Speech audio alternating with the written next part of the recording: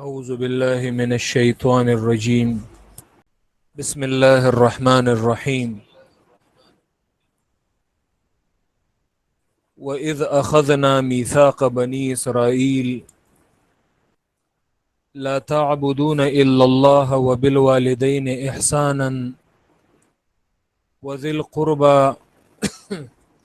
واليتامى والمساكين وقولوا للناس حسنا وأقيموا الصلاة وآتوا الزكاة ثم توليتم إلا قليلا منكم وأنتم معرضون.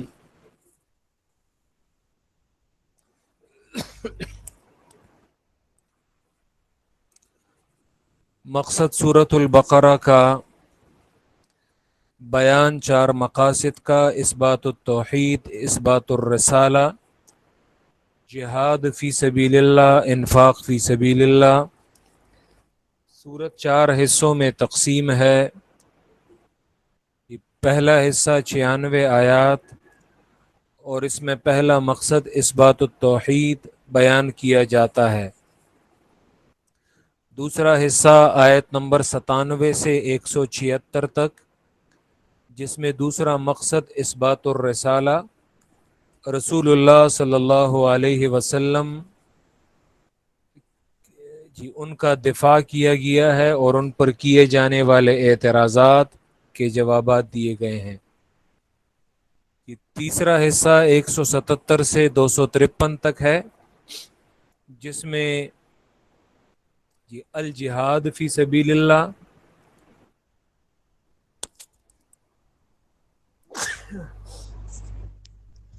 اور چوتھا حصہ یہ 254 سے آخر تک ہے، جس میں چوتھا مقصد الانفاق فی سبیل اللہ۔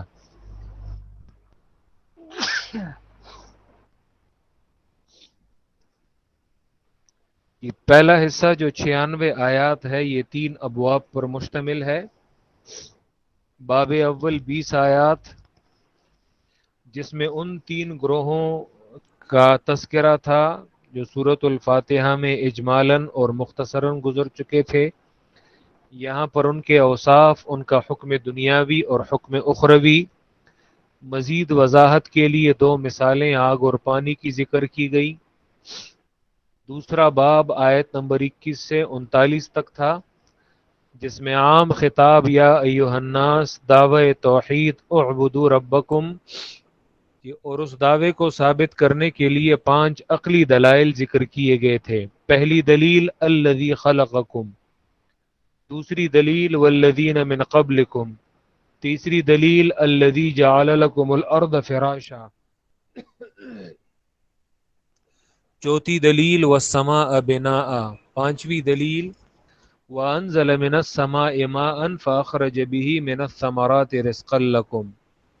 ثمرہ دلائل فلا تجعلوا للہ اندادا، اور پھر آیت نمبر 23 میں 4 باتیں ذکر کی گئی تھیں۔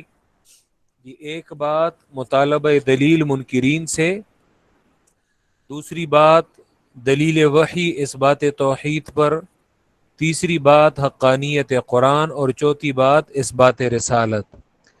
پھر آیت نمبر 24 میں زجر اور تخویف توحید کے نہ ماننے والوں کو، اور آیت نمبر 25 میں کامل بشارت اور خوشخبری دی گئی توحید کے ماننے والوں کو۔ پھر آیت نمبر 26 میں دفع اعتراض کا تھا۔ اعتراض یہ تھا، یہ کیسے اللہ کی کتاب ہے کہ اس میں یہ چھوٹی چھوٹی مثالیں آگ اور پانی کی ذکر کی جاتی ہیں؟ جواب، مثال بذات مقصود نہیں ہوتی، بلکہ مثال کسی بات کی وضاحت کے لیے پیش کی جاتی ہے، خواہ وہ چھوٹی چیز کی مثال ہو یا بڑی چیز کی۔ پھر آیت نمبر 28 کیف تکفرون باللہ سے نعم اربعہ، پہلی نعمت تم عدم تھے، میں نے تمہیں وجود بخشا، کیف تکفرون باللہ۔ دوسری نعمت آیت نمبر 29 میں زمین کی یہ تمام چیزیں تمہارے فائدے کے لیے پیدا کی گئی ہیں، کیف تکفرون باللہ۔ تیسری نعمت تمہارے جد امجد کو میں نے فضیلت بخشی فرشتوں اور جنات پر، کیف تکفرون باللہ۔ اور چوتھی نعمت انہوں نے ایک لغزش کی تھی، میں نے اسے معاف کیا، کیف تکفرون باللہ۔ باب دوم کا خاتمہ بالبشارت اور بالتخویف۔ تیسرا باب آیت نمبر 40 سے 96 تک ہے۔ تیسرے باب میں خاص خطاب ہے بنی اسرائیل کو، خطاب عام کے بعد تخصیص بعد التعمیم، جو بلاغت کا طریقہ ہے۔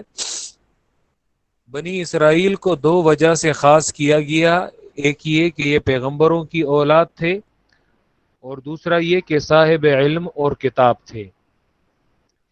یہ پہلا رکوع بطور تمہید ہے جس میں بنی اسرائیل کے تین اصول ذکر کیے گئے ہیں: تحریف، کتمان حق اور ترک عمل، جبکہ اس کے مقابلے میں حق کے تین اصول: صبر، صلاۃ، ایمان بالآخرہ۔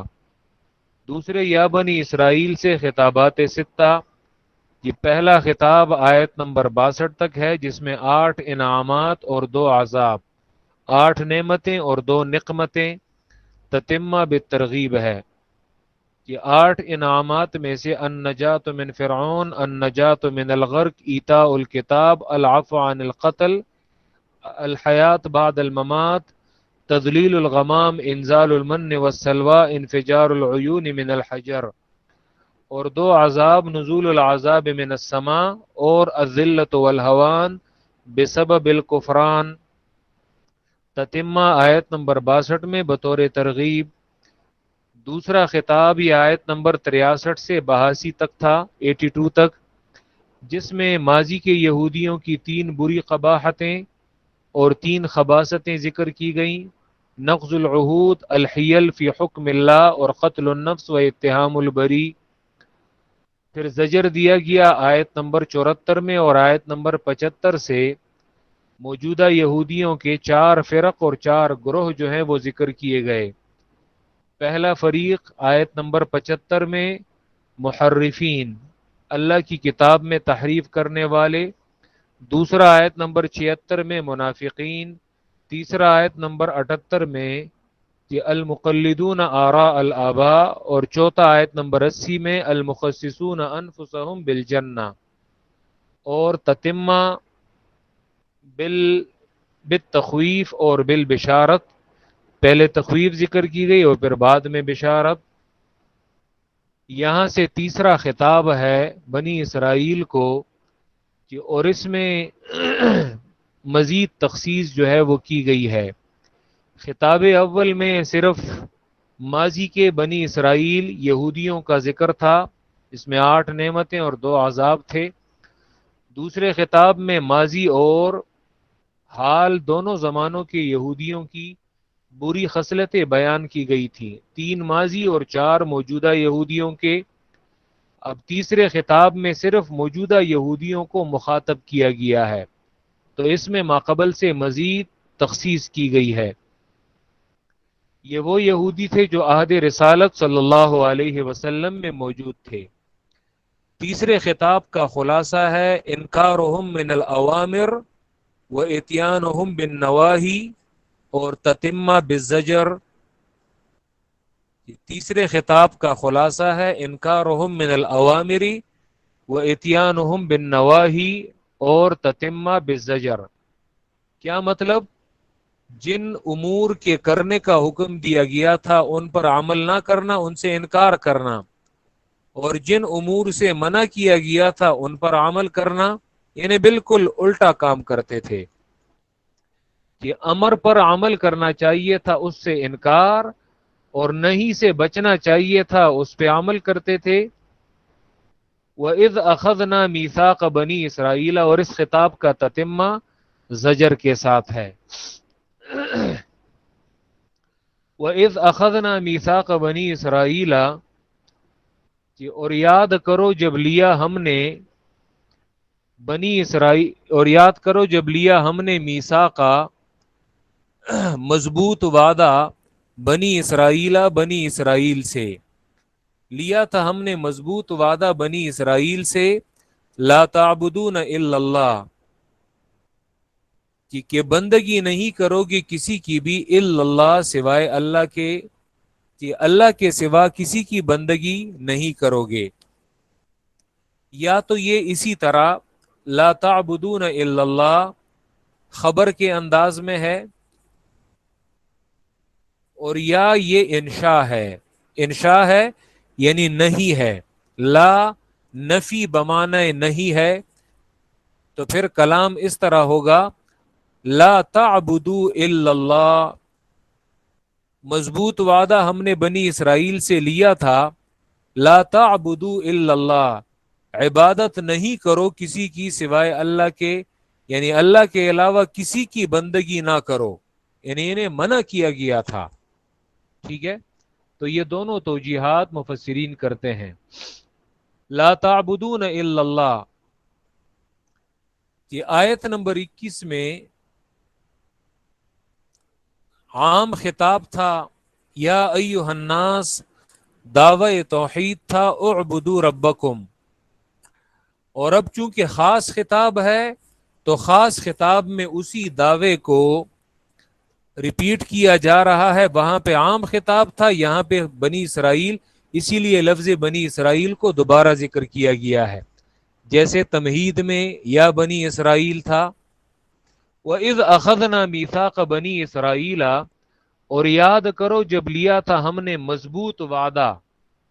میثاق یہ وثقہ سے ہے، واو سا اور قاف، حروف اصلی اس کے 3 ہیں، واو سا اور قاف، جس کے معنی پختہ عہد و پیمان کے ہیں، مضبوط عہد و پیمان کے. مفردات القرآن میں امام راغب اصفہانی وہ میثاق کا معنی کرتے ہیں عقد مؤکد بیمین وعہد. میثاق یہ اس پختہ عہد و پیمان کو کہا جاتا ہے جس کو قسم کے ساتھ مؤکد کیا جائے. یعنی ایک تو یہ ہے کہ یعنی آپ میرے ساتھ وعدہ کریں، اور ایک اس وعدے پہ قسم بھی دی جائے اور قسم بھی کھلائی جائے کہ قسم بھی کھاؤ. تو وعدے پہ اگر قسم جو ہے وہ کھائی جائے تو یہ میثاق ہے. تو یہاں پہ ان سے یہ پختہ وعدہ لیا گیا تھا، گویا کہ ان سے قسم بھی لی گئی تھی، صرف وعدہ نہیں تھا بغیر قسم کے.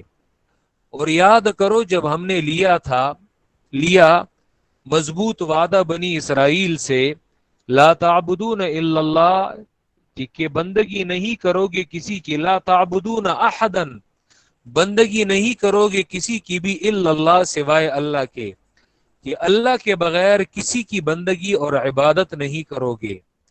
عبادت کی جملہ اقسام صرف اللہ کے لیے کرو گے. یہ قرآن مجید عموماً یہ قرآن نے عبادت کی 3 اقسام ذکر کی ہیں، بلکہ عبادت کی یہی اقسام نماز میں بھی ہم ذکر کرتے ہیں. نماز میں تو ایک جانب ہم کہتے ہیں ایاک نعبد، خاص تیری بندگی کریں گے اللہ ہم، کسی اور کی نہیں. نعبدک ولا نعبد غیرک، ہم تیری عبادت کریں گے اور تیرے غیر کسی اور کی عبادت نہیں کریں گے تیرے علاوہ. تو عبادت کی کتنی اقسام ہیں؟ نماز میں ہم عبادت کی 3 اقسام ذکر کرتے ہیں. جب ہم تشہد میں بیٹھتے ہیں تو کہتے ہیں التحیات، کہ الصلوات الطیبات، التحیات للہ، للہ ایک مرتبہ ذکر کیا ہے اور تینوں کے ساتھ اس کا تعلق ہے. یعنی التحیات للہ، الصلوات للہ، الطیبات للہ، خاص اللہ کے لیے. علماء اس کا معنی کرتے ہیں جیسے ابن حجر فتح الباری میں وہ کہتے ہیں کہ التحیات کا کیا معنی؟ العبادات القولیہ، قولی عبادات، زبانی عبادات خاص اللہ کے لیے. یہ الصلوات بدنی عبادات خاص اللہ کے لیے، زبان کے علاوہ بدن سے جو دیگر عبادات کی جاتی ہیں. یہ الطیبات مالی عبادات للہ، خاص اللہ کے لیے، مال صرف اللہ کے نام پہ خرچ کیا جائے گا. تو بنی اسرائیل سے بھی اللہ نے یہی وعدہ لیا تھا، لیکن پھر یہ اس وعدے سے پھر گئے، بچھڑے اور گائے کی عبادت شروع کر دی انہوں نے. حتیٰ کہ رسول اللہ صلی اللہ علیہ وسلم فرماتے ہیں کہ انہوں نے نہ صرف گائے اور بچڑے کی عبادت بلکہ پیغمبروں کی قبروں کو بھی انہوں نے سجدہ گاہ بنا لیا. بخاری کی روایت میں آتا ہے، رسول اللہ صلی اللہ علیہ، عائشہ رضی اللہ تعالیٰ عنہ کی روایت ہے، وہ فرماتی ہیں کہ عن عائشہ رضی اللہ عنہ عن النبی صلی اللہ علیہ وسلم قال فی مرضه الذی مات فیہ، رسول اللہ صلی اللہ علیہ وسلم نے اپنے مرض وفات میں یہ فرمایا تھا، لعن اللہ الیہود والنصارى اتخذوا قبور انبیائہم مساجدا، بخاری کی حدیث نمبر 1330 ہے۔ لعنت، اللہ کی لعنت ہو یہود و نصارہ پر، جنہوں نے اپنے پیغمبروں کی قبروں کو مسجد بنا لیا، سجدہ گاہ بنا لیا، اور وہاں پہ وہ سجدہ کرتے ہیں۔ یہ لعنت کا کام ہے کہ انہوں نے اللہ کی عبادت کو چھوڑ کر کبھی بچڑے اور گائے کی عبادت پہ لگ گئے، اور پیغمبروں جن کو حالانکہ انہوں نے قتل کیا تھا، پھر اسی پیغمبر کی قبروں کو انہوں نے سجدہ گاہ بنا لیا۔ اور پیغمبروں کی قبروں کو سجدہ گاہ تو چھوڑو، حتیٰ کہ بنی اسرائیل نے اپنے مولویوں اور پیروں کو رب کا درجہ دیا ہے اور خدا بنا دیا ہے۔ یہ سورہ توبہ آیت نمبر 30 کے تحت جو ہے یہ آ جائے گا کہ وہاں پہ قرآن ان کے بارے میں کہتا ہے، یہود و نصارہ کے بارے میں، بنی اسرائیل کے بارے میں، جی اتخذوا احبارہم ورہبانہم اربابا من دون اللہ، جی انہوں نے اپنے مولویوں اور پیروں کو رب بنا لیا ہے اللہ کے بغیر۔ عدی ابن حاتم صحابی ہے جو ایمان لایا تھا، عدی ابن حاتم، حاتم تائی کا بیٹا عدی رضی اللہ عنہ، جو پہلے کرسچن تھا، عیسائی تھا، اور پھر اس نے اسلام قبول کیا۔ جب یہ آیت سورہ توبہ کی آیت نمبر 30 نازل ہوئی تو وہ آیا اور اس نے اللہ کے پیغمبر سے کہا کہ اللہ کے پیغمبر، ہم نے تو کبھی بھی اپنے مولویوں اور پیروں کو رب کا درجہ نہیں دیا، ہم نے تو کبھی بھی انہیں خدا نہیں کہا۔ رسول اللہ صلی اللہ علیہ وسلم نے فرمایا، جب وہ تمہارے لیے ایسی ان کی عبادت نہیں کی تھی، لیکن یہ بھی عبادت ہے جب وہ تمہارے لیے کسی چیز کو حلال قرار دیتے تھے، تم لوگ اسے حلال کہتے تھے یا نہیں؟ اس نے کہا بالکل۔ جب وہ تمہارے لیے کسی چیز کو حرام قرار دے تم حرام کہتے تھے یا نہیں؟ بالکل کہتے تھے۔ یہی انہیں خدا کا درجہ دینا ہے۔ کسی کو خدا کہنا، اس کے لیے یہ ضروری نہیں ہے کہ آپ اسے خدا بھی کہیں، بلکہ آپ کا کردار اور آپ کا جو طرز عمل ہے، کہ اگر وہی کسی کو خدا بنانے کے لیے کافی ہے تو یاد رکھیے آپ کسی کو خدا نہ کہیں۔ جیسے آج ہمارے اس دور میں غیر اللہ کو آواز دی جاتی ہے، یا شیخ عبد القادر جیلانی اغثنی، اے شیخ عبد القادر جیلانی میرا ہاتھ تھام، اور پیروں کو، اولیاء کو آوازیں دی جاتی ہیں، ٹھیک ہے، یا حسین یا علی، بھلے انہیں خدا نہ کہے، لیکن یاد رکھیں عقیدہ تو وہی ہے جو صرف خدا کے لیے روا ہے۔ یہودیوں اور نصارہ نے بھی انہیں معبود نہیں کہا تھا، انہیں الہ اور خدا نہیں کہا تھا، لیکن ان کا طرز عمل انہیں خدا بنانے کا ہی تھا۔ تو یہاں پہ بھی لا تعبدون الا اللہ، عبادت نہیں کرو گے کسی کی بھی سوائے اللہ کے۔ وبالوالدین احسانا، یہاں پہ وقلنا مقدر ہے، اور ہم نے کہا تھا وبالوالدین احسانا، کے والدین کے ساتھ احسان کرو۔ جو قرآن مجید نے جی اللہ کے حق کے بعد دوسرا حق اگر کسی کا ذکر کیا ہے تو یاد رکھو وہ مخلوق میں وہ والدین کا تذکرہ ہے۔ حقوق العباد میں وہ کیا ہے؟ والدین کے ساتھ حسن سلوک ہے، اور اسے عموماً توحید کے بعد متصل قرآن ذکر کرتا ہے۔ ان دونوں جملوں میں ایک ربط بھی ہے، اور وہ کیا ہے؟ والدین کے ساتھ سب سے بڑا احسان کیا ہے؟ جی ان کے عقیدے کی اصلاح کرنا، انہیں مسئلہ توحید بتانا، یہ والدین کے ساتھ سب سے بڑا احسان ہے۔ کہ اگر وہ شرک میں مبتلا ہوں، یاد رکھیں تو انہیں ان کے ساتھ احسان عظیم یہ ہے کہ انہیں مسئلہ توحید بیان کیا جائے۔ بلکہ کسی بھی شخص کے ساتھ یہ عظیم احسان ہے کہ اسے توحید کا عقیدہ بتایا جائے، اور اس کے سامنے شرک کی مذمت جو ہے، شرک کی حقیقت بیان کی جائے۔ سیدنا ابراہیم علیہ السلام کی اپنے والد کے ساتھ یہ بھلائی اور یہ احسان قرآن مجید نے جگہ جگہ ذکر کیا ہے. سورہ مریم میں یہ آیت نمبر 42 میں اللہ فرماتے ہیں، ابراہیم علیہ السلام کا واقعہ ہے، اذ قال واذکر فی الکتاب ابراہیم انہ کان صدیقا نبیا، اور پھر اس کے بعد یہ آتا ہے اذ قال لابیہ، یاد کرو جب ابراہیم نے اپنے والد سے کہا، یا ابتی، اے میرے والد، لما تعبدو، تم کیوں عبادت کرتے ہو اس کی، لا یسمع، جو نہ تمہاری فریاد سنتا ہے، ولا یبصر، اور نہ دیکھ سکتا ہے، ولا یغنی عنک شیئا، اور نہ ہی تمہیں ذرہ برابر فائدہ دے سکتا ہے. ابراہیم اپنے والد کے عقیدے کی اصلاح کر رہے ہیں اور ان کے ساتھ احسان کر رہے ہیں کہ وہ اس عقیدے کو، اس توحید کو وہ مان لے اور وہ تسلیم کر لے. باقی ماندہ اس کے علاوہ والدین کے ساتھ حسن سلوک کیا ہے؟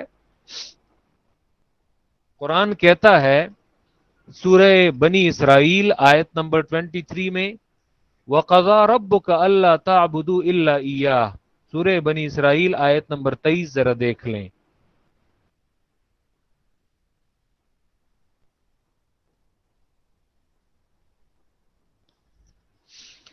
وَبِالْوَالِدَيْنِ إِحْسَانًا، سورہ بنی اسرائیل پارہ نمبر 15 آیت نمبر 23. وَقَضَى رَبُّكَ أَلَّا تَعْبُدُوا إِلَّا إِيَّاهُ، اور تمہارے رب نے حکم دیا ہے، فیصلہ کیا ہے تمہارے رب نے، اللہ تعبدوا الا ایاہ، کہ عبادت نہیں کرو کسی کی بھی، الا ایاہ، مگر صرف اسی کی، صرف اپنے رب کی عبادت کرو. یہاں پہ بھی اللہ کی عبادت کے بعد، حقوق اللہ کے بعد، حق العباد میں، حقوق العباد میں جو سب سے مقدم حق ہے وہ والدین کا ہے. وَبِالْوَالِدَيْنِ إِحْسَانًا، اور اپنے والدین کے ساتھ احسان کرو. کہ اما يبلغن عندك الكبر احدهما، کہ اگر پہنچ جائیں عندك تمہارے پاس، الکبر بڑھاپے کو، احدهما ان میں سے ایک، یا او کلاہما، یا دونوں، فلا تقل لهما اف، کہ تو مت کہو ان دونوں کو اف تک، کہ اف تو نہ کہو لیکن خیر گالی دو، ان کے سامنے بلند آواز سے بات کرو، یا والدین پر ہاتھ اٹھانا جو ہے یہ جائز ہے، انہیں گھر سے باہر نکالو.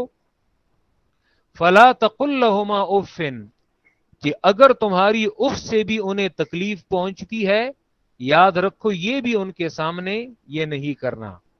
فلا تقل لهما اف، تو مت کہو ان دونوں کو اف تک، اف تک بھی نہیں کہنی، یعنی ہر اس عمل سے اجتناب کرنا ہے کہ جس سے تمہارے والدین کو رنج پہنچے اور اس سے تمہارے والدین کو تکلیف پہنچے. فلا تقل لهما اف، مت کہو انہیں اف تک. ولا تنہرهما، اصول فقہ میں ہم جب نص کی 4 اقسام ذکر کرتے ہیں، عبارت النص، اشارت النص، دلالت النص اور اقتضاء النص، تو یہ فلا تقل لهما اف، اس آیت کو ہم دلالت النص کی مثال کے طور پہ ہم پیش کرتے ہیں کہ قرآن نے اف اس سے منع کیا ہے، تو یاد رکھے اسی سے بطور دلالت یہ بھی ثابت ہوا کہ والدین ان پر ہاتھ اٹھانا، اسی طرح ان کی بے عزتی کرنا، انہیں گالی دینا اور ہر وہ کام کرنا کہ جس سے انہیں تکلیف پہنچے، وہ بطریق اولا حرام اور ناجائز ہے. جب ان کے سامنے اف تک کہنا یہ ناجائز ہے، تو بطور دلالت النص اس جملے سے یہ ثابت ہوا کہ ان کی اس سے زیادہ بڑھ کر بے عزتی وہ تو بطریق اولا حرام اور ناجائز ہے. ولا تنہرہما، لیکن اور انہیں نہ جھڑکو. اور آج کیا کہا جاتا ہے؟ زمڑ تپ سپوئے گی ستاغ پخوانی دماغ دی. یہ تمہارے وہ پرانی باتیں ہیں، پرانے خیالات ہیں، اور بابا جی یہ تو ٹیکنالوجی کا دور ہے، آپ کیا سمجھیں، آپ کیا جانیں.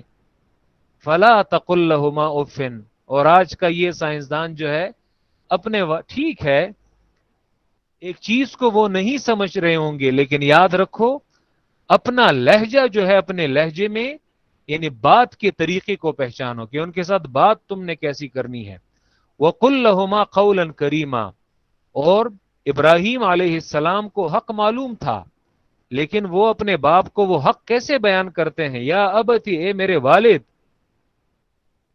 اس کا یہ مطلب نہیں کہ ہمیشہ والد جو ہے وہ ہر چیز میں یعنی وہ اولاد سے زیادہ بڑھ کر سمجھتا ہے، نہیں، بلکہ دنیاوی امور میں بھی اولاد جو ہے وہ ایک چیز کو سمجھتی ہوگی، والدین نہیں سمجھتے ہوں گے، لیکن گفتگو کا انداز، ادب کے دامن کو تم نے نہیں چھوڑنا۔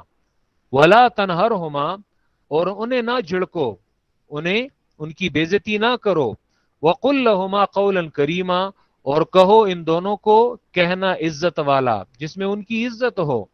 واخفض لہما جناح الذل من الرحمہ، اور بچھاؤ ان دونوں کے لیے جناح الذل، نرمی کے پر، جس طرح ایک پرندہ جو ہے وہ اپنے بچوں کے لیے اپنے پر جو ہے وہ پھیلا دیتا ہے اور شفقت کی وجہ سے، تو پھیلاؤ تم ان دونوں کے لیے اپنے پر الذل، نرمی کے، جناح الذل، نرمی کے پر، من الرحمتی، رحمت کی وجہ سے، یعنی ان پر رحم کی وجہ سے تم ان کے سامنے نرمی کے پر جو ہے وہ پھیلا دو۔ وقر، اور کہو رب، اے میرے رب، ارحمہما، رحم کرو ان دونوں پر، کما ربیانی صغیرہ، جیسا کہ ان دونوں نے میری پرورش کی ہے بچپن میں جب میں چھوٹا تھا، جب میری انہوں نے بچپن میں ہی تربیت کی ہے، اے اللہ ان پر تو رحم کر۔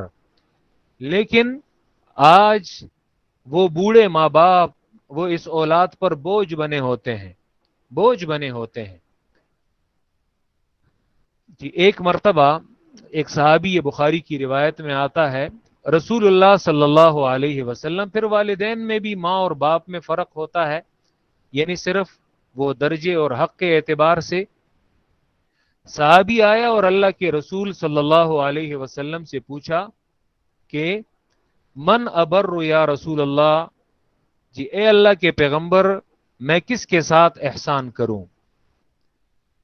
جی تو اللہ کے رسول صلی اللہ علیہ وسلم نے فرمایا امکا، جی اپنی والدہ کے ساتھ۔ پھر اس صحابی نے پوچھا کہ یہ قال ثم من، پھر کس کے ساتھ؟ یہ تو اللہ کے رسول صلی اللہ علیہ وسلم نے فرمایا امکا، اپنی والدہ کے ساتھ۔ پھر اس صحابی نے پوچھا اے اللہ کے پیغمبر پھر کس کے ساتھ؟ تو تیسری مرتبہ بھی اللہ کے پیغمبر نے فرمایا امکا، اپنی والدہ کے ساتھ۔ اور پھر اس صحابی نے پوچھا ثم من، پھر کس کے ساتھ؟ آپ صلی اللہ علیہ وسلم نے فرمایا ثم اباکا، اور پھر اپنے والد کے ساتھ، ثم الاقرب فالاقربا، اور پھر جو نزدیک ہو، اور پھر جو نزدیک ہو۔ والدہ، اس کا حق حدیث میں والد کے حق سے 3 گنا جو ہے وہ زیادہ ذکر کیا گیا ہے، اور یہ قرآن میں بھی اس کی جانب سورہ احقاف میں اشارہ ہے کہ وہاں پہ بھی والدہ کی جو تکالیف ہیں اسے 3 جگہ جو ہے یعنی 3 مقامات میں بتایا گیا ہے۔ حملتہ امہ کرہن، کہ ایک تو اسے یہ پہلے اپنی کھوک میں اٹھائے رکھنا، پھر اس کے بعد پیدائش کے وقت کی جو تکلیف ہے، اور پھر اس کے بعد بچہ جو بچپن میں اس کا سنبھالنا، اسے دودھ پلانا اور اس کی پرورش کرنا، یہ تیسری ایک تکلیف ہے۔ تو والدہ کی اس تکلیف کو قرآن میں بھی ذکر کیا گیا ہے کہ اسی طرح والدین کے ساتھ ان کی موت کے بعد ایک صحابی آیا اور اللہ کے پیغمبر سے پوچھا کہ میں اپنے والد کے ساتھ کہ اس کی موت کے بعد کیسے حسن سلوک کروں؟ کہ اللہ کے پیغمبر نے فرمایا ان کے لیے دعا کرو، اور جو ان کے متعلق لوگ تھے، ان کے دوست تھے، یا جن کے ساتھ وہ اپنی زندگی میں اٹھک بیٹھک کیا کرتے تھے، ان لوگوں کے ساتھ احسان، یہ اپنے والدین کے ساتھ ان کی موت کے بعد بھی احسان کرنا ہے، کہ تمہارے والد کے جو دوست تھے ان کے ساتھ حسن سلوک کرنا، کیونکہ زندگی میں انہی کے ساتھ تمہارے والد یا تمہاری والدہ، جو اس کی سہیلیاں تھیں اور جو اس کی دوست تھیں، ان کے ساتھ حسن سلوک کرنا، یہ والدین کے ساتھ موت کے بعد حسن سلوک کرنا ہے۔ ایک صحابی آیا اور اللہ کے رسول صلی اللہ علیہ وسلم سے پوچھا کہ میری زوجہ ہے، میری بیوی ہے، اور مجھے بہت پسند ہے اور مجھے بہت محبوب ہے، وَإِنَّ أُمِّي تَأْمُرُنِي بِطَلَاقِهَا، اور میری ماں جو ہے وہ اسے طلاق دینے کا حکم مجھے دے رہی ہے کہ تم اسے طلاق دے دو۔ تو اے اللہ کے پیغمبر، آپ اس بارے میں کیا کہنا چاہتے ہیں؟ تو اللہ کے رسول صلی اللہ علیہ وسلم نے فرمایا کہ الوالد اوسط ابواب الجنہ، باپ جو ہے یہ جنت کے دروازوں میں درمیانہ دروازہ ہے، درمیان کا دروازہ ہے۔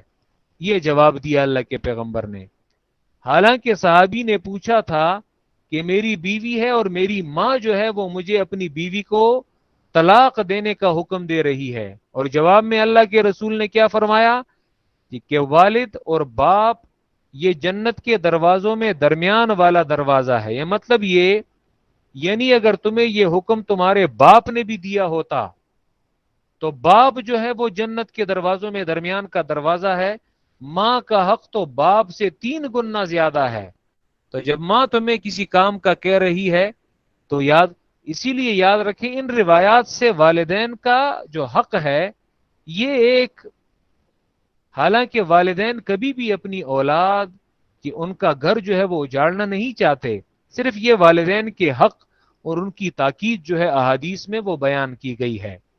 حالانکہ یہ کبھی بھی والدین اپنی اولاد کے بارے میں نہیں چاہتے کہ ان کی اولاد کا گھر جو ہے وہ اجڑ جائے، اور یہ بھی یہی انسان کا اصل امتحان ہوتا ہے کہ وہ گھر میں اپنی بیوی کا حق جو ہے اسے بھی پورا کرے اور اپنے والدین کے حق پہ بھی آنچ نہ آنے دے۔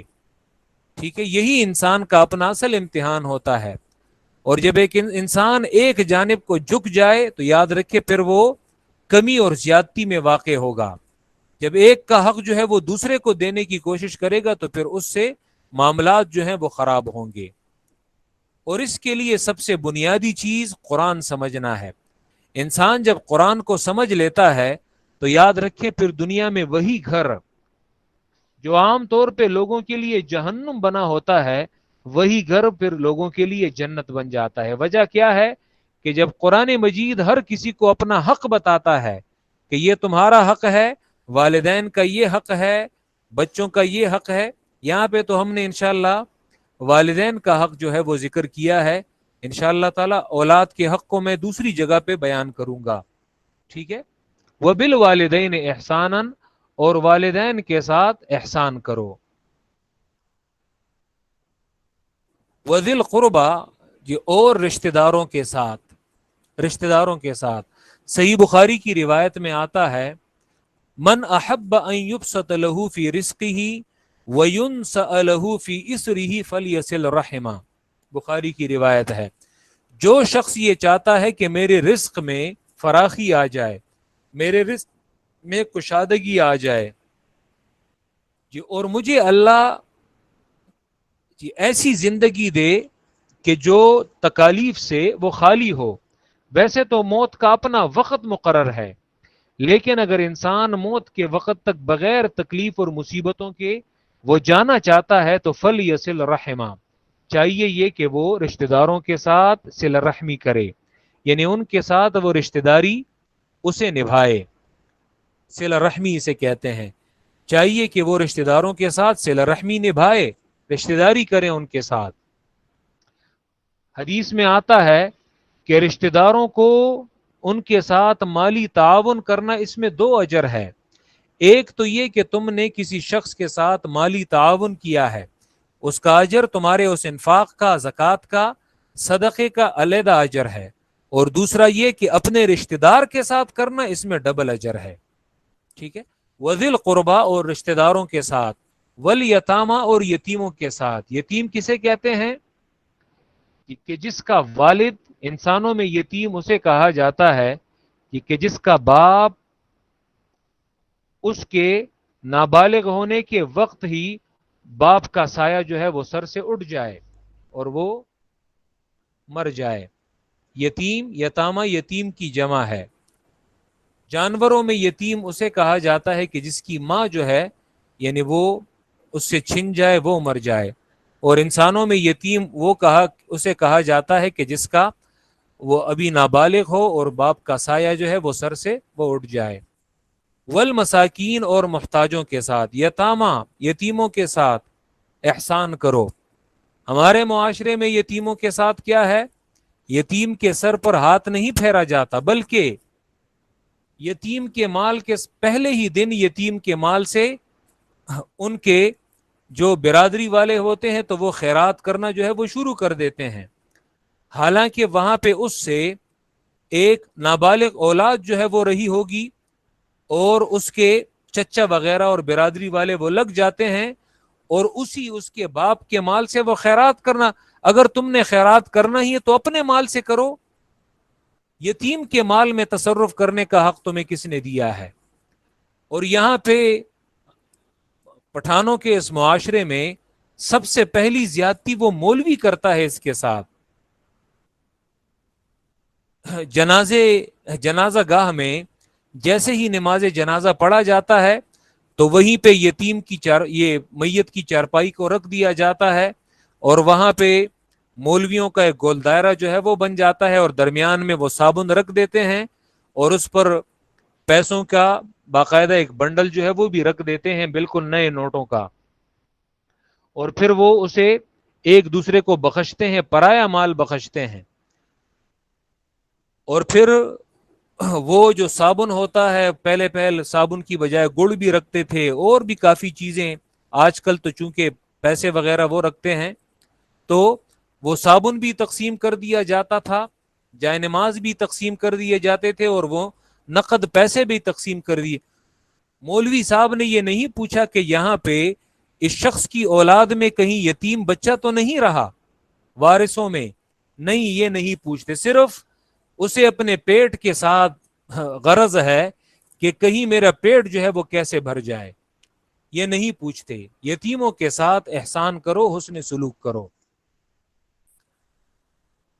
والمساکین اور محتاجوں اور مسکینوں کے ساتھ. مسکین وہ ہے کہ جس ٹھیک ہے یعنی وہ ایسا ہے کہ کام کاج بھی کرتا ہے لیکن اس کی ضروریات اس کام کاج کرنے کی باوجود جو ہے وہ پورے نہیں ہوتے. اور یا مسکین وہ ہے کہ جو بالکل کام کاج کے لائق بھی نہیں ہے، اپاہج ہے یا اسی طرح بیمار ہے اور وہ کام کاج نہیں کر سکتا. ان تمام کے ساتھ احسان کرو. قرآن ایسا معاشرہ بناتا ہے والدین سے لے کر مساکین تک. اور پھر مساکین تو چھوڑو، وقولوا للناس حسنا. اب یہاں پہ للناس عام لوگوں کے ساتھ اور لوگوں کو اور کہو لوگوں کو حسنن. حسنن یہاں پہ 3 معنی جو ہے مفسرین کرتے ہیں. وقولوا للناس حسنن سب سے پہلا معنی جو باپ کے ساتھ متعلق ہے اور وہ کیا ہے؟ وقولوا للناس حسنن، اور کہو لوگوں سے حسنن کلمہ توحید. کہ ایک معنی مفسرین یہ کرتے ہیں کہ حسنن سے مراد کیا ہے؟ کلمہ توحید ہے. ٹھیک ہے، جیسے ابن جریر نے تفسیر طبری میں جامع البیان میں عبداللہ ابن عباس کا یہ معنی کیا ہے کہ ان یقولوا للناس حسنا اے ان یأمروا بلا الہ الا اللہ. اور یہ باپ کے ساتھ پہلے حصے کے ساتھ یہ ایک مناسب معنی ہے. لوگوں کو کلمہ توحید کی دعوت دو. جیسے میں نے کہا کہ والدین کے ساتھ سب سے عظیم حسن سلوک کیا ہے؟ انہیں کلمہ توحید کی دعوت دینا. تو یہاں پہ وبالوالدین احسانا، رشتہ داروں کے ساتھ حسن سلوک کیا ہے؟ انہیں کلمہ توحید کی دعوت دینا. یتیموں اور مسکینوں کے ساتھ حسن سلوک کیا ہے؟ انہیں کلمہ توحید کی دعوت دینا. دوسرا معنی یہ بھی عبداللہ ابن عباس سے ہے کہ حسنن سے مراد امر بالمعروف اور نہی عن المنکر ہے.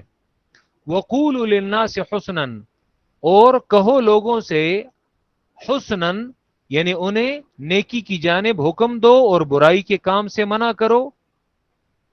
اور تیسرا معنی حسنن سے مراد اچھے اخلاق ہیں. ٹھیک ہے، حسنن سے مراد اور کہو لوگوں سے اچھی بات، یعنی لوگوں سے بات کرو اچھے انداز میں کرو. وقولوا للناس حسنن اور کہو لوگوں سے کلمہ توحید، اور کہو لوگوں سے امر بالمعروف اور نہیں عن المنکر، اور کہو لوگوں سے اچھی بات. یہاں پہ میں آپ کو یہ بات بھی بتاتا چلوں، یاد رکھیں ایک ہے مدارات اور ایک ہے مداہنت. شاہ ولی اللہ کے بیٹے ہیں شاہ عبدالعزیز رحمہ اللہ، شاہ عبدالعزیز محدث دہلوی. انہوں نے اسی آیت کے نیچے ان کی تفسیر فارسی میں تفسیر عزیزی، شاہ صاحب ان کے خاندان کی یہ قرآن کے حوالے سے حدیث کے حوالے سے بہت بڑی خدمت ہے. ہندوستان، پاکستان، بنگلہ دیش، افغانستان جتنے علماء ہیں جی ان تمام کی سند، خواہ وہ قرآن کی سند ہو خواہ وہ حدیث کی سند ہو، وہ اسی خاندان سے ہو کر گزرتی ہے. ٹھیک ہے، اسی خاندان سے میری جو قرآن کی سند ہے وہ بھی اسی خاندان سے گزرتی ہے. ٹھیک ہے، شاہ عبدالعزیز محدث دہلوی انہوں نے یہاں پہ مداہنت اور مدارات میں فرق ذکر کیا ہے کہ دونوں میں فرق کیا ہے. وہ فرماتے ہیں ان کی تو فارسی عبارت ہے درین جا بایت دانس کے معنی حسن درئیں آیت آن نیست، لیکن میں صرف اس کا ترجمہ جو ہے وہ نقل کرتا ہوں کہ جاننا چاہیے کہ آیت میں حسنن کے معنی یہ نہیں ہے کہ وہ بات مخاطب کے نزدیک اچھی ہو اور اسے بھلی لگے. یعنی اس آیت میں یہ مراد نہیں ہے کہ تم نے وہ بات کرنی ہے کہ جو تمہارے مخاطبین کو، اب میں مثلا یہ باتیں یہ درس پڑھا رہا ہوں تو میں وہ بات، اس آیت کا یہ مطلب نہیں ہے کہ میں وہ بات کروں گا کہ جو آپ لوگوں کو اچھی لگے، کیونکہ ہر وہ بات آپ لوگوں کے سامنے کرنا جو آپ کو اچھی لگے، آپ کو بھلی لگے، یاد رکھیں اس سے مداہنت کہتے ہیں، یعنی حق بات میں سستی کرنا، اس سے مداہنت اور خلاف شریعت لازم آئے گا. اس لیے کہ اکثر لوگوں کو، وہ فرماتے ہیں اس لیے کہ اکثر لوگوں کو اپنی خواہش کے مطابق باتیں اچھی لگتی ہیں کہ اگرچہ وہ شریعت اور دین کے خلاف ہی کیوں نہ ہو. بلکہ آیت کے معنی یہ ہیں کہ وہ بات وہ حق ہو.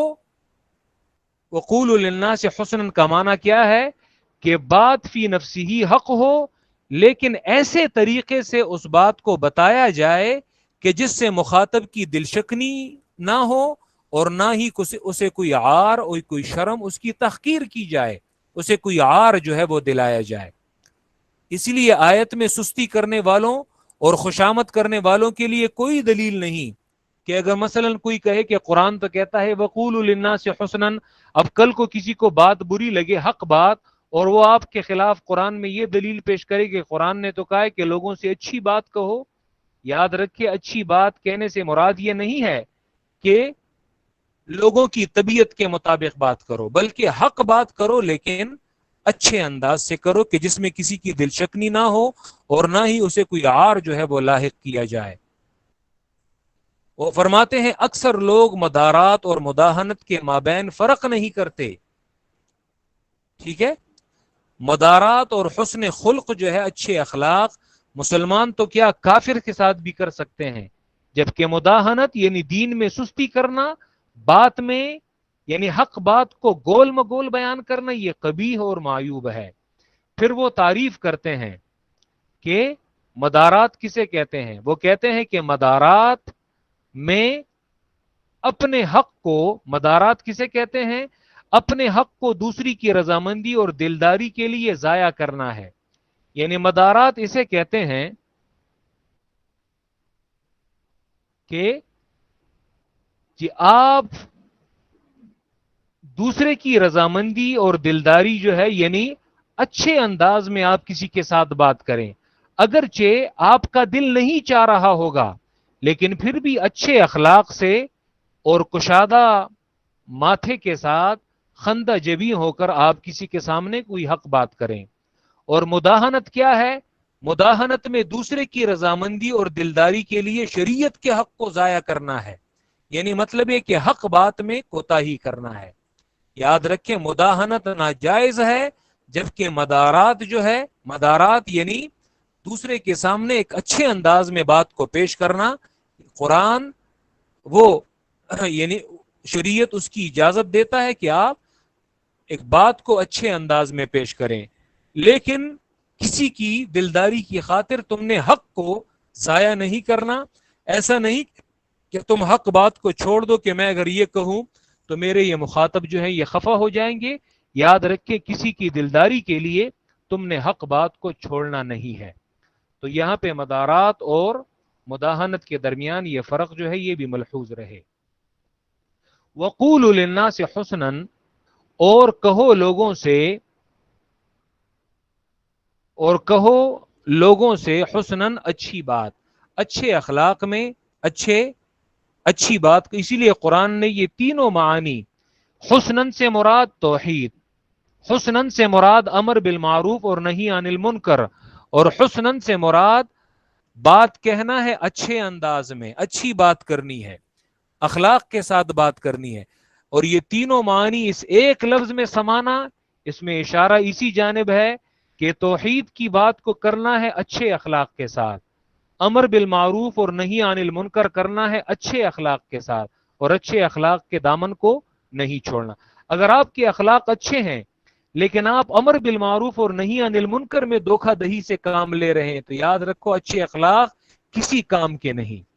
اسی لیے اس ملک میں بعض ایسے بہت سے مبلغین ہیں اور ایسے بہت سارے واعظین ہیں کہ جو لوگوں کی دلداری کے لیے اچھے اخلاق سے تو بات کرتے ہیں لیکن حق بیان نہیں کرتے. یہ بڑے افسوس کی بات ہے. واقیم الصلاۃ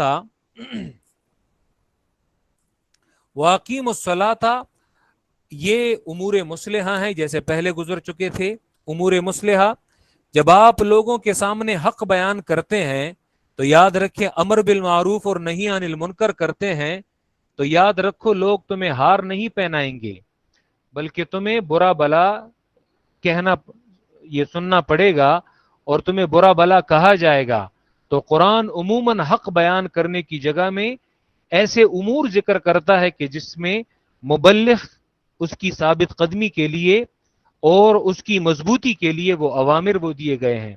جب تم حق بیان کرتے ہو تو ساتھ میں واقیم الصلاۃ، عبادت نماز جاری کرو، اور جاری کرو نماز کو، اقیمو جاری کرو نماز کو شاہ ولی اللہ مانا کرتے ہیں، اور جاری کرو نماز کو. تفہیمات الہیہ میں وہ فرماتے ہیں کہ قرآن میں جہاں کہیں پہ اقیم الصلاۃ آتا ہے تو اس سے مراد نماز کو رائج کرنا، نماز کو جاری کرنا. وآتوا الزکوٰۃ، اور میں نے پہلے بھی آپ کو واقیم الصلاۃ وآتوا الزکوٰۃ میں کہ صلاۃ عبادات بدنیہ میں سب سے اہم عبادت ہے اور زکوٰۃ عبادات مالیہ میں سب سے اہم عبادت ہے. ٹھیک ہے، الصلاۃ رأس العبادات البدنیہ والزکوٰۃ رأس العبادات المالیہ. ٹھیک ہے، تو یہ بھی مراد ہیں. واقیم الصلاۃ اور نماز جاری کرو، وآتوا الزکوٰۃ اور زکوٰۃ دو، یعنی بدنی عبادت کیا کرو، مالی عبادت کیا کرو. تو یاد رکھو حق بیان کرنے میں تمہارا دل جو ہے وہ مضبوط رہے گا اور تم پھسلو گے نہیں، تم ڈٹ کے رہو گے. ثم تولیتم، یہ وعدے بنی اسرائیل سے لیے گئے تھے. ثم تولیتم، پھر تم لوگ پھر گئے. یاد رکھیں دونوں پھرنے میں فرق ہے. ثم دن کے معنوں میں آتا ہے دن، تولیتم اور پھر تم لوگ پھر گئے. پھرنا یعنی اس چیز کو چھوڑ دینا، تولی کہتے ہیں پھرنے کو. اور پھر گئے تم الا قلیلا منکم، سوائے تم میں سے تھوڑے لوگوں کے. تھوڑے لوگ جو ہے وہ تم میں سے نہیں پھرے بلکہ انہوں نے اس وعدے کو پورا کیا. وانتم معرضون، اور تم ہمیشہ اعراض کرنے والے ہو. تولی اور اعراض میں مفسرین نے بعض فروق جو ہیں وہ ذکر کیے ہیں. ایک فرق جو ہے وہ تو یہ ہے کہ تولی جو ہے یہ ظاہری بدن کے ساتھ پھرنے کو کہتے ہیں، اور اعراض جو ہے معرضون، تولیتم ظاہری بدن سے پھرنا، اور اعراض دل سے پھرنے کو کہتے ہیں۔ تو ثم تولیتم، اور پھر گئے تم اس وعدے سے، ظاہری بھی تم پھر گئے، اپنے بدن کو تم نے پھیر لیا، وانتم معرضون، اور تم دلوں سے بھی پھر گئے، یعنی تمہارے دلوں نے بھی اس وعدے سے اعراض کر لیا۔ ٹھیک ہے، جیسے ابو البقاء العکبری وہ کہتے ہیں تولیتم بابدانکم وانتم معرضون بقلوبکم، تم لوگ اپنے بدنوں کے ساتھ بھی پھر گئے، اور تم لوگوں نے اپنے دلوں کے ساتھ بھی اعراض کر لیا۔ ٹھیک ہے، اور یا دونوں میں فرق بعض مفسرین نے یہ ذکر کیا ہے، ثم تولیتم الا قلیلا منکم، اور پھر گئے تم اس وعدے سے مگر تھوڑے تم میں سے اس وعدے سے نہیں پھرے، وانتم معرضون، اور تم ہمیشہ اعراض کرنے والے ہو، یعنی وانتم قوم عادتکم الاعراض، اور تم ایسی قوم ہے کہ تم ایسی قوم ہو کہ تمہاری عادت ہی ہمیشہ اعراض کرنے کی ہے۔ ٹھیک ہے، تو آج کے لیے اتنا کافی ہے، یہ ایک آیت۔ وَإِذْ أَخَذْنَا مِيثَاقَ بَنِي إِسْرَائِيلَ، اور یاد کرو جب لیا ہم نے میثاق مضبوط وعدہ بنی اسرائیل سے، لا تعبدون الا اللہ، کہ تم عبادت نہیں کرو گی کسی کی بھی سوائے اللہ کے، وبالوالدین احسانا، ویسے آپ لوگوں کو انشاءاللہ یہ اندازہ لگ رہا ہوگا کہ میں نے جو یہ کہا تھا کہ 96 آیات تک توحید کا مضمون ہے، تو یاد رکھو اس میں یہ توحید کو بار بار کس انداز سے وہ ذکر کیا گیا ہے۔ لا تعبدون الا اللہ، کہ تم عبادت نہیں کرو گے کسی کی بھی سوائے اللہ کے، یا لا نفی بمانے نہیں ہے، اے لا تعبدو الا اللہ، عبادت نہ کرو اللہ کے سوا کسی کی، یعنی منع کیا ہے باقاعدہ۔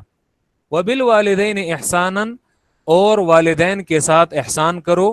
مفسرین کہتے ہیں کہ احسانا یہ مفعول مطلق ہے، اور اس کا فعل جو ہے وہ محذوف ہے، یعنی احسنوا بالوالدین احسانا، اور احسان کرو اپنے والدین کے ساتھ احسان کرنا، لیکن بہرحال ہم آسانی کے ساتھ ہی معنی کرتے ہیں، اور والدین کے ساتھ احسان کرو، وذی القربیٰ، اور رشتہ داروں کے ساتھ، والیتامى، اور یتیموں کے ساتھ، والمساکین، اور مسکینوں کے ساتھ، محتاجوں کے ساتھ، وقولوا للناس حسنا، اور کہو لوگوں سے حسنا کلمہ توحید، لوگوں کو کلمہ توحید کہو، لوگوں کو توحید کی دعوت دو۔ یہاں پہ قرآن نے احساناً، احسان بھی ذکر کیا، اور والدین کے ساتھ احسان کرو، اور کلمہ توحید کو بھی حسناً سے تعبیر کیا۔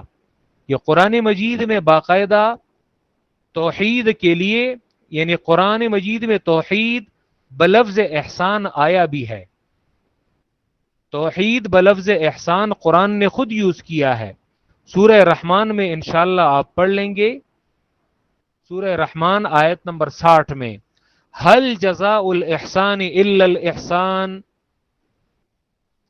هل جزاء الاحسان الا الاحسان، وہاں پہ ابن کثیر معنی کرتے ہیں هل جزاء التوحید الا الجنہ، توحید کا بدلہ نہیں ہے مگر جنت ہے، یعنی توحید کا بدلہ وہ جنت ہے۔ ٹھیک ہے، تو قرآن نے احسان، پہلے احسان سے مراد توحید ہے، دوسرے سے مراد جنت ہے۔ تو یہاں پہ بھی وقولوا للناس حسنا، اور کہو لوگوں سے حسنا، کلمہ توحید، یا امر بالمعروف نہی عن المنکر، یا اچھی بات، واقیموا الصلاۃ، اور نماز جاری کرو، وآتوا الزکوٰۃ، اور زکوٰۃ دو، ثم تولیتم، پھر گئے تم، الا قلیلا منکم، مگر تھوڑے سے تم میں سے وہ نہیں پھرے، وانتم معرضون، اور تم ہو ہمیشہ اعراض کرنے والے۔ وآخر دعوانا ان الحمد للہ رب العالمین۔